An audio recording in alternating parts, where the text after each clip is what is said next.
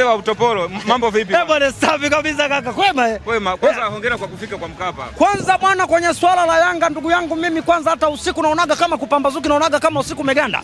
Na ndio maana yani naonaga kama kumechelewa. Kwanza nilikuwa na hamu na hili toto. Kwanza yani siku zote nilikuwa naomba Mwenyezi Mungu anifikishe, kwa sababu najua kama ni kusoma nilishasoma form 1 mpaka form 5.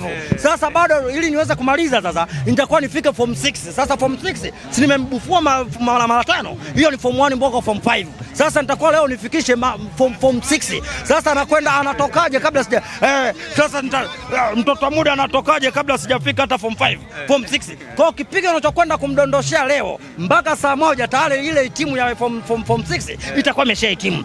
Kwanza kwa mtu mwenye akili zake timamu, kwa kipigo nilichomdunda mara 5 mfululizo kuelekea kwanza sio dabi. Huyu kibonde wangu ilitakiwa awe mpora, sio anaongea tena. Sasa nimeangalia mtoto huyu bado ana kiburi kimemjaa, bado ana